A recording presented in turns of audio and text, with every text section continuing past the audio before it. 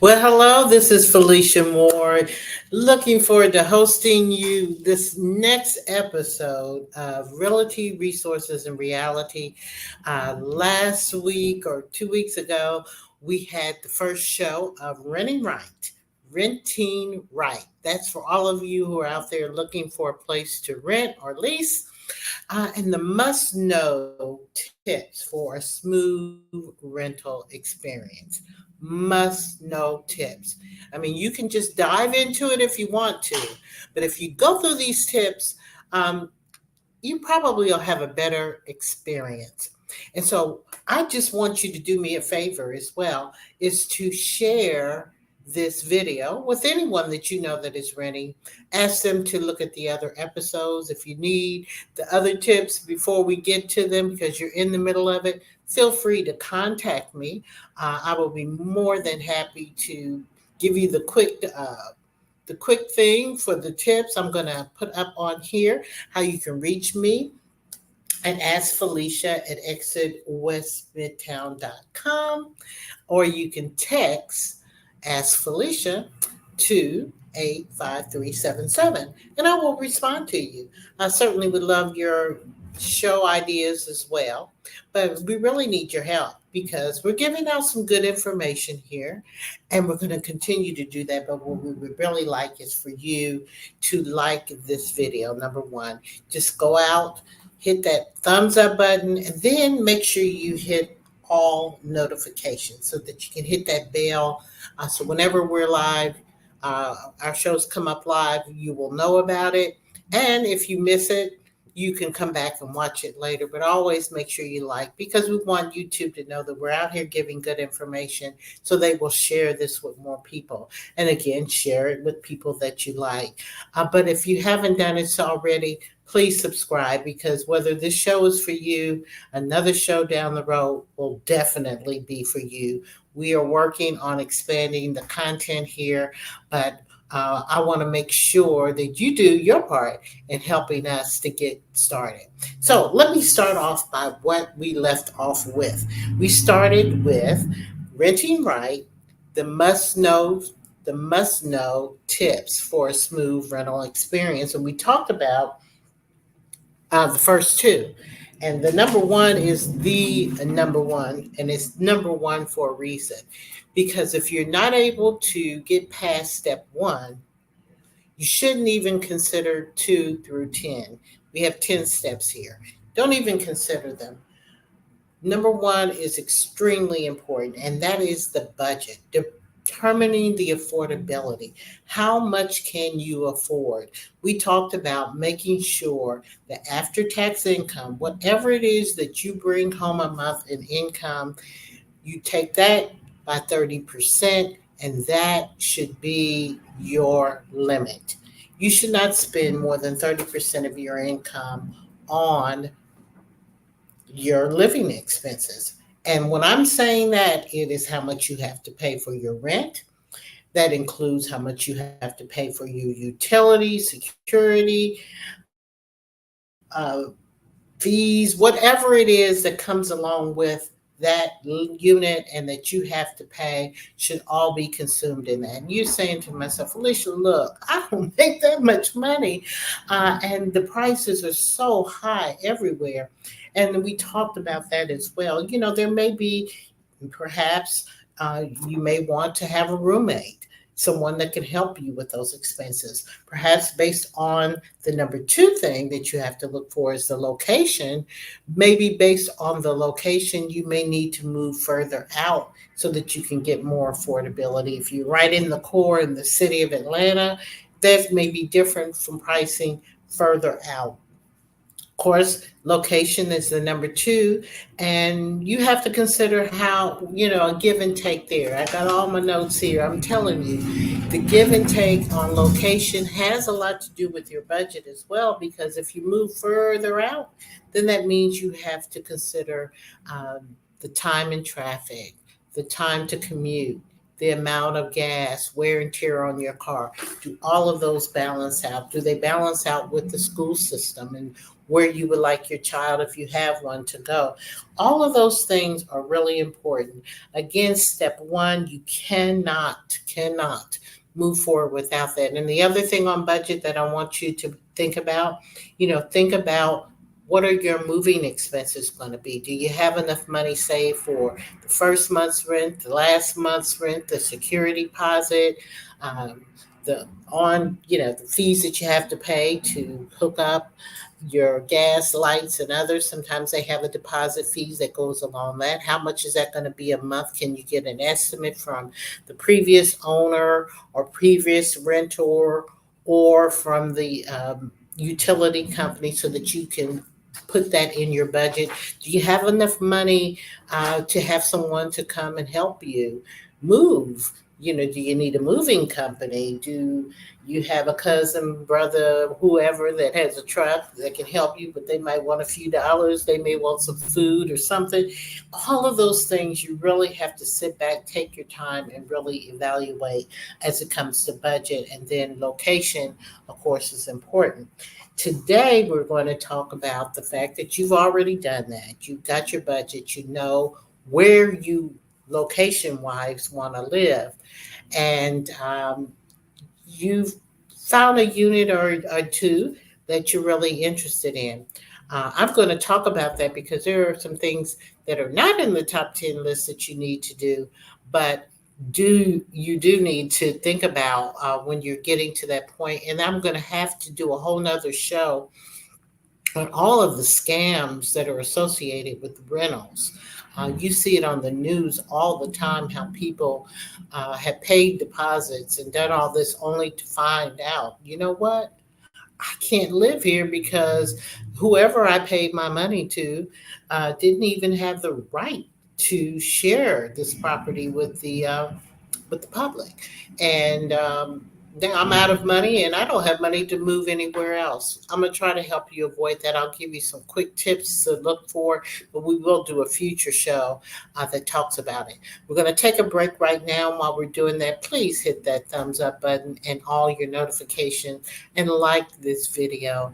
We really want to be able to share this information with everyone. We'll be right back. Like, this is amazing. There's no limit. The opportunities are endless and they just keep compounding. You can earn over 100%. And everybody has that opportunity, and it's awesome. You can build multiple streams of income. I love it. I have so much freedom. What I love about Exit is the camaraderie. I have a network of other broker owners that are truly supportive. What I love most about Exit is the people and the culture that it brings right from head office. Exit trading has made all the difference in the world for me and my business. I love the training at Exit. I love the family, the culture. Honestly, I love everything it offers.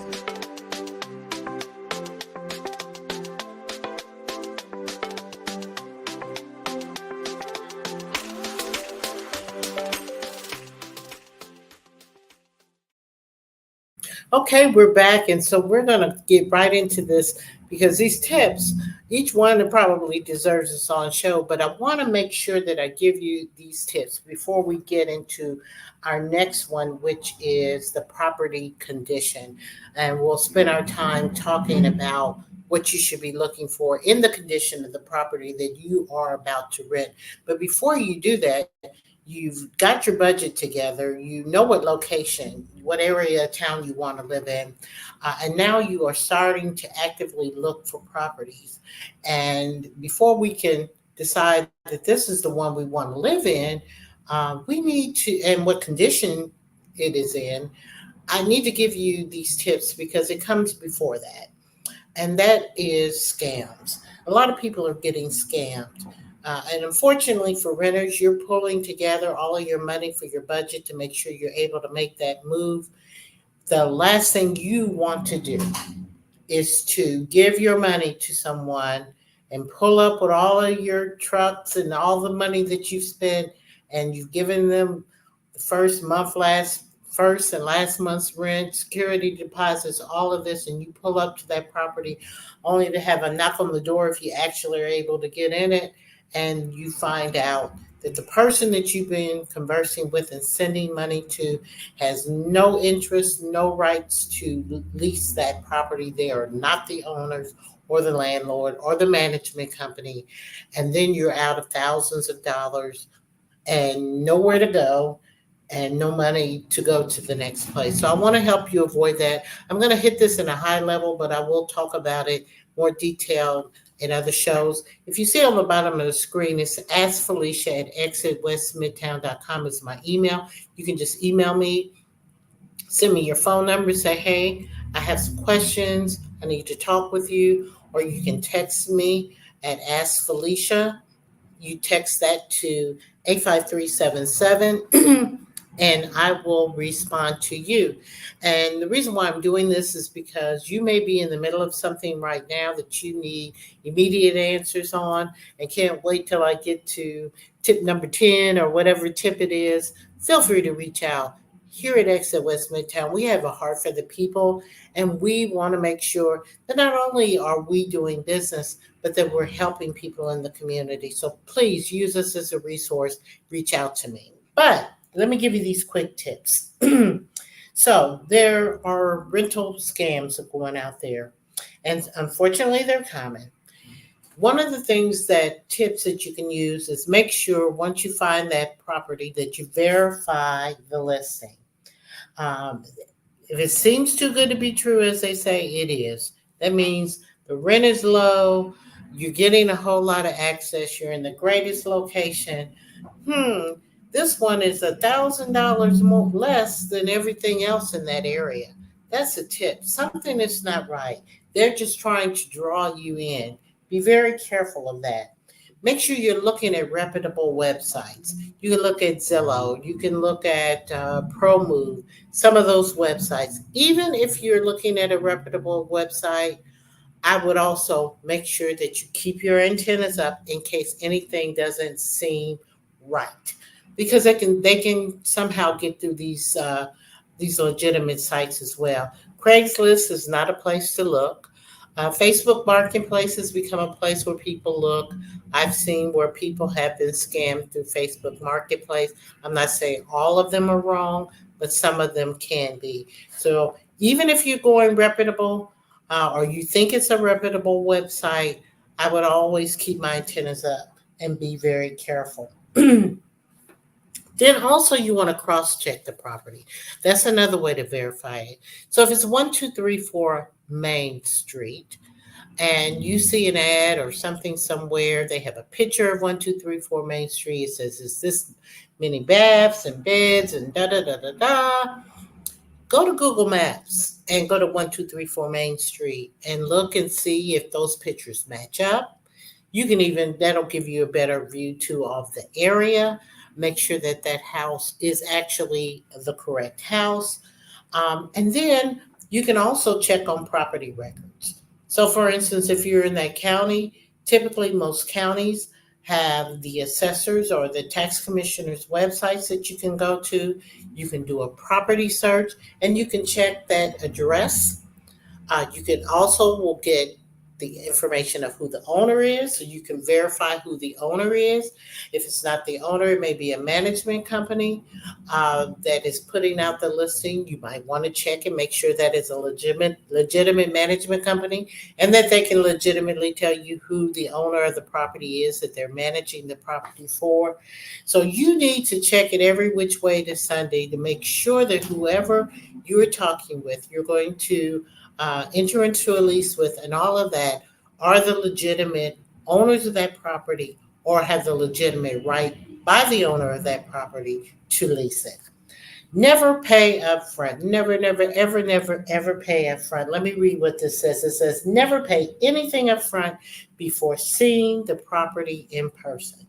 So don't have somebody just sell you this pitch about, hey, I got 10 people looking at this apartment.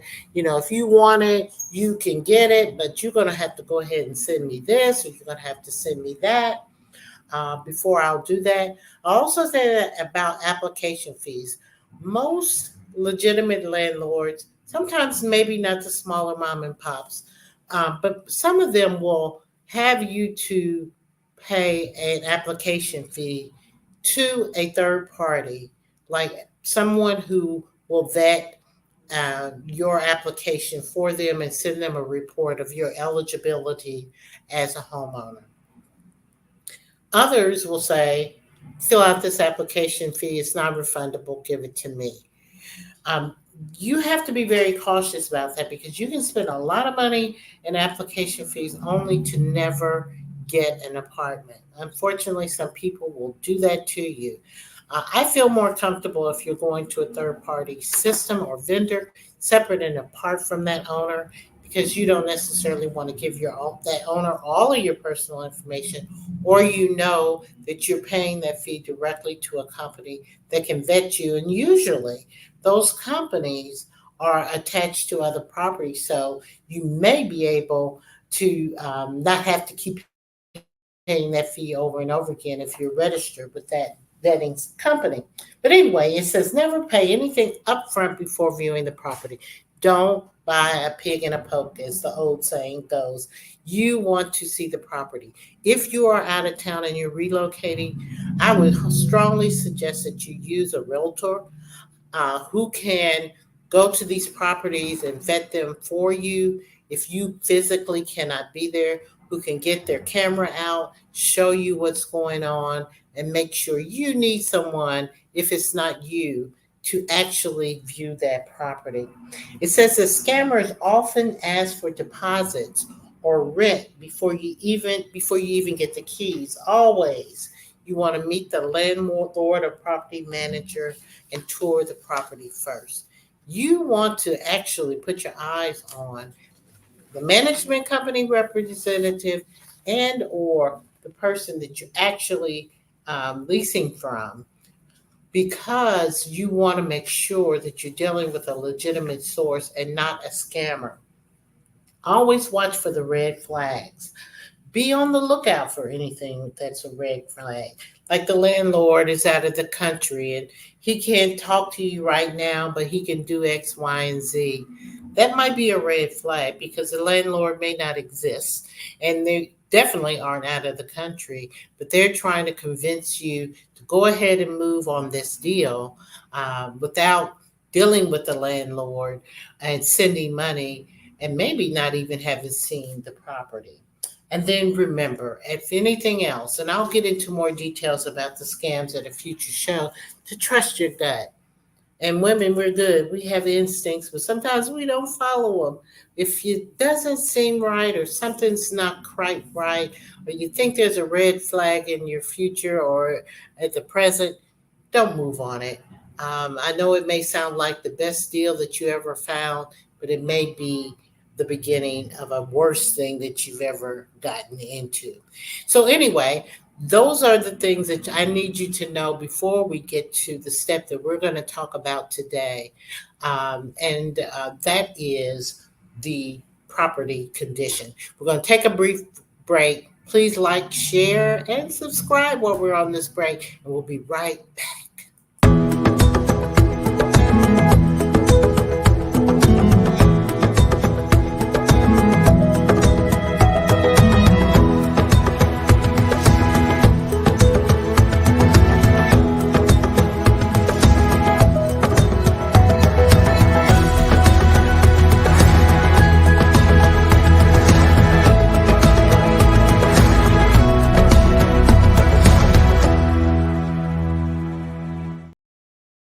And we're right back. We're going to go through this pretty quickly because there's so many things that you need to consider when you're looking at the condition of the property. And I'm just going to hit some of, if not all of them, very quickly. You can always play this video back to make your own list. But let's start with the fact that you want to 100% before you sign a lease, before you give a deposit, again, like we talked about with the scams, you need to make sure you see the property. And when you go see the property, make good use of your time.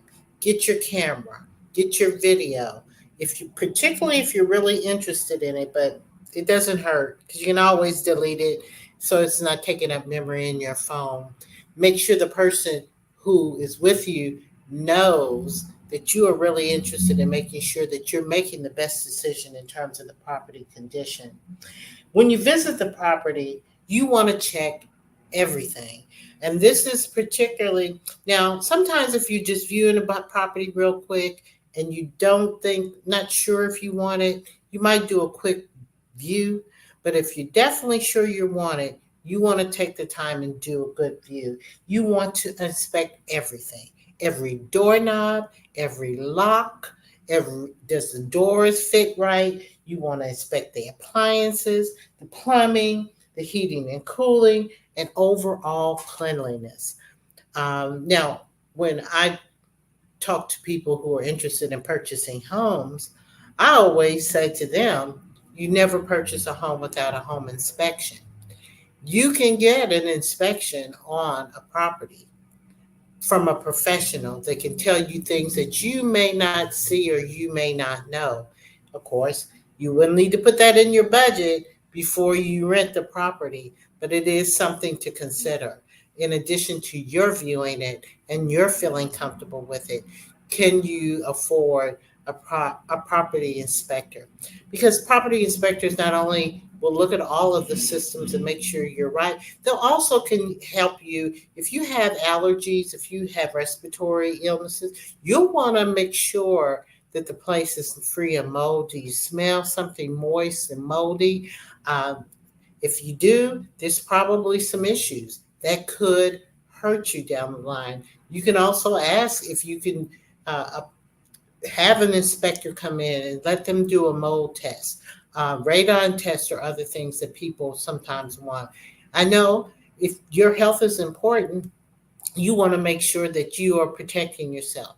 If you have if you have allergies or respiratory illnesses like asthma, you may want to rent a place that has hardwood floors versus a place that has carpet. How long has that carpet been cleaned? Is it dusty?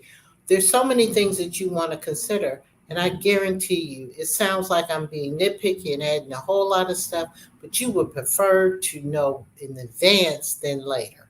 You don't want to spend all your money, move everywhere, and then find out you're allergic to the apartment because somebody had a cat there before and their cat head is still in the air. Those are the kinds of things you need to look for. So let's go on. I'm going to look. Also, the landlord's maintenance policy. That'll be something we'll talk about when we get into the lease, but you need to know what the maintenance policy is.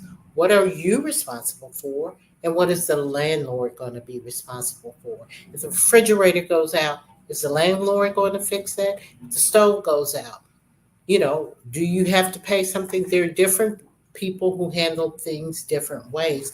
Most of those systems and things should be something the landlord should do, but you need to know what their policy is and understand, how they access your property. Do they have annual inspections? For instance, when I rented a property, I had the heating HVAC on an annual basis, had someone come out, make sure it was clean. Well, twice, as a matter of fact, twice a year, in the summer and the winter, to come out, make sure that was done.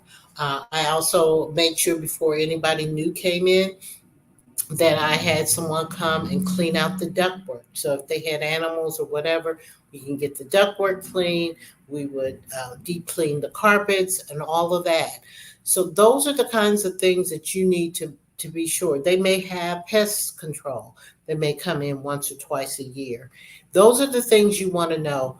Is the landlord is invested in keeping this property up, as they will hold me responsible before when I leave. So let's go on and a few other things. So first, you're going to start on the outside. You're going to do a good exterior view. And so some of the things you're going to look at is the structure of the building. Look at the foundation, look at the ground. Does it look like water is getting in a crawl space? And you'll want to know if there's a crawl space, and you'll want to look in that crawl space too. Unfortunately, you may have to get on your knees. You want to see what's going on, because if there's standing water in the crawl space or the basement, if it's a dirt basement, unfinished basement, or even a finished basement, you're going to have mold and you're going to have some respiratory issues behind that those things should be fixed. So you want to make sure you're looking around. You want to look up. So you want to start down, walk around the property looking down and seeing if there are cracks in the foundation and things that were pests or rodents can get in or water can get in. You want to look at the driveways and the steps as you're moving into the property, the porch. You definitely want to look at the deck and look underneath it and around it. A good property inspector that you could pay a few dollars to, and it may be more than a few in your mind because of all the things, other things you have to pay. But these are things that they'll do. If you don't do that, you got to do it yourself. Are there rusted nails? Is there decaying wood around it? Because you don't want to have a party and have 50 to 100 people, or not 150 people, or 20 or 30, even one on your deck, and you know that there are boards and planks that are rotten and wood, because you don't want anyone to get injured. And unless you get renter's insurance, which I highly suggest to everyone who rents, then you may have some responsibility in that, particularly if you know it, and the landlord should fix it because they don't want to be liable for people having damages anywhere. So we want to look around the exterior, we want to look at landscaping. Exterior, we want to look for visible cracks, signs of damage in the walls, the roof, and the foundation, and other areas I just mentioned. We want to look at the landscaping, ensure the lawn and gardens and outdoor areas are well maintained. And you want to find out who is supposed to maintain it. Is the landlord going to send someone to cut the grass, or are they expecting you to cut the grass? If they're expecting you to cut the grass, say for instance, if you have a single family home, do you have to bring your own lawnmower, or is one provided? Those are things you need to think in advance.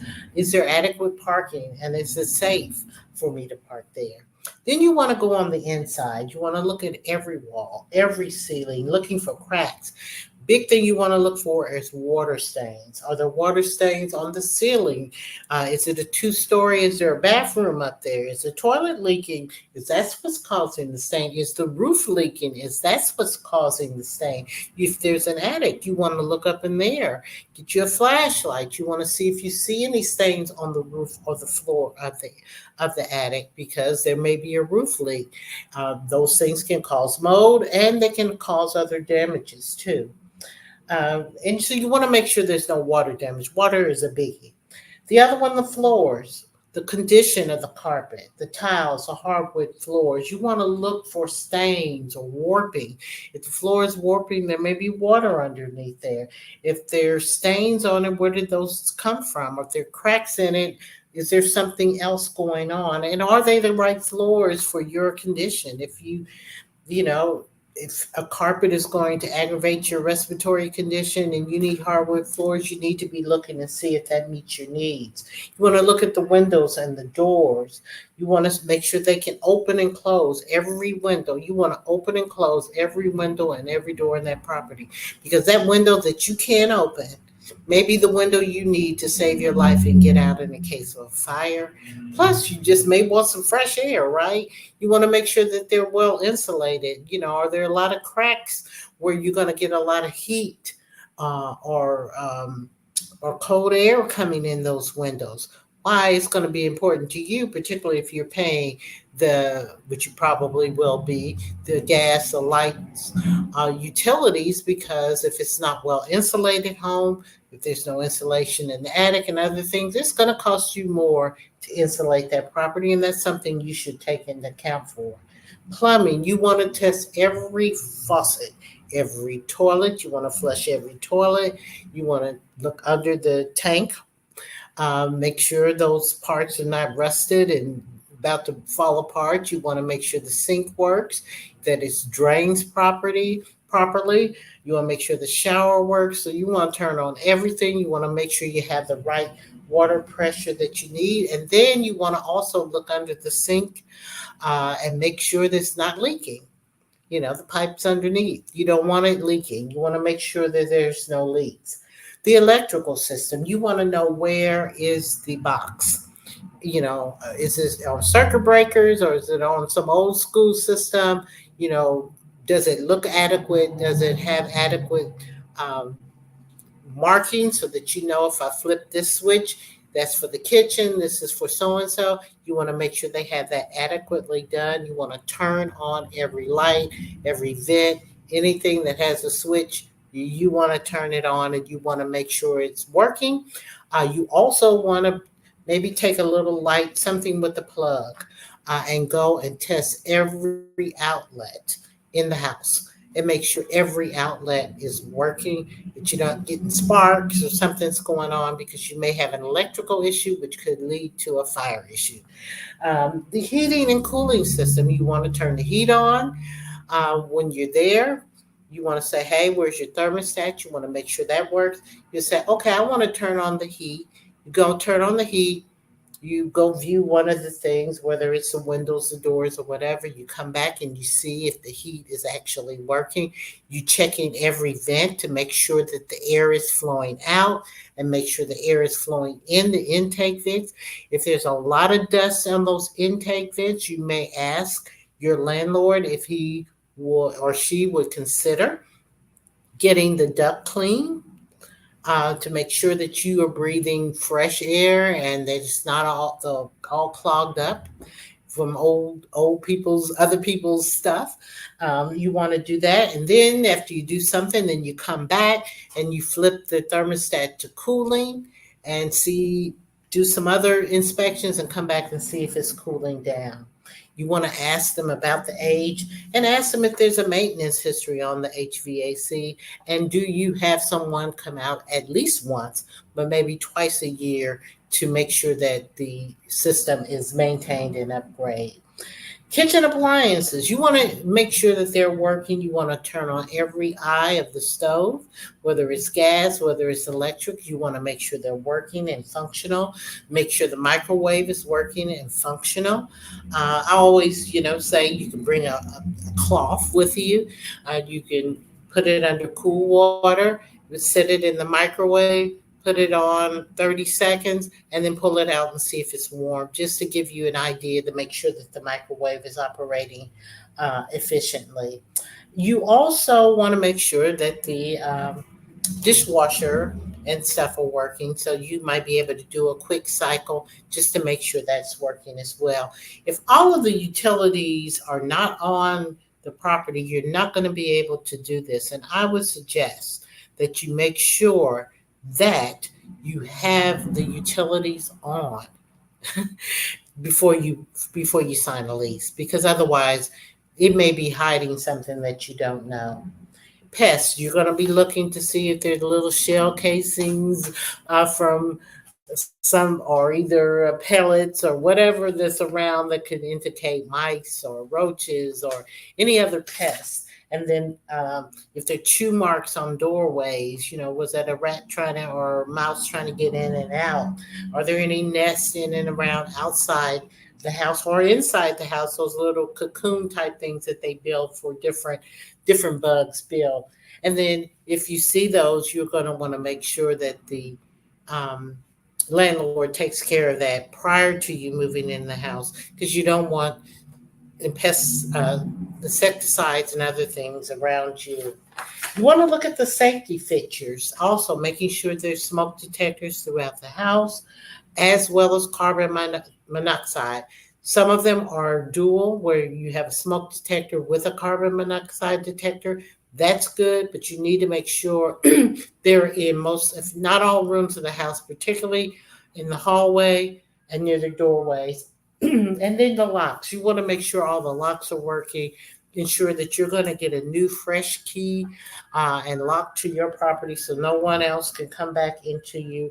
It's always good to ask if they would put in a ring or other security system where you can have cameras. It's always good in this environment. Or if they won't, ask them for permission to be able to do that. Fire escapes and exits. This will be the last thing. I know I've run through a lot. You can always run this back. But you want to be looking at the property as to where and how I can get out of this property in the case of a fire. That's why every door, every window should be able to be open. If you're on 2-story, like my home is a split level. I have in each of the bedrooms a ladder that I can get out of the window, put that ladder, and be able to get out of my house down that ladder. Don't want to have to do it. I'm still procrastinating the day that I will probably this summer practice doing it, but you want to make sure for your safety and the safety of your family in the case of a fire that you are able to get out and that all of the detecting system, carbon monoxide is extremely important as well as fire are there. So we have gone through tip number 3, which is the condition of your property. But before that, I did give you some hints. So we went a little over today to make sure that you watch out for scams. And you can always Google how to avoid scams if you want more information before you do that, so that you don't run into all of these situations, which we'll talk about in a future show, where you can be scammed out of your deposit and rent money. So anyway, I want you to make sure you like, share, and subscribe, as I said before. And this is going to wrap up tip number 3. Yeah, we're on tip number 3. Number 1 was budget.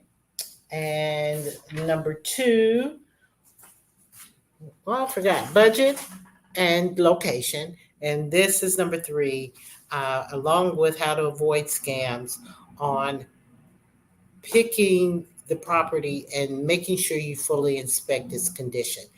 And we will pick up on the next time on our number 4. And then we will continue on. So number 4, if I can find my notes here. Our number 4 is going to be, there's so many great notes for you all here. I can't keep up. Here we go. Our number 1 was budget. Our number 2 was location. Our number 3 was combined, which we did today, with how to avoid a scam and checking the property condition. And number 4 is going to be a good one and a big one. And that's the lease agreement and what you should look for. You can't give everybody everything you should look for, but we will be able to give you enough to give you some good tips. So until the next time, thank you so much for joining us. Again, reach out to me if I can join your group and maybe give you some tips and information that will be helpful to you.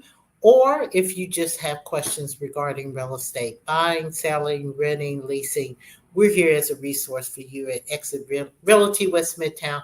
Have a great day, and please like, share, and subscribe. Until next time.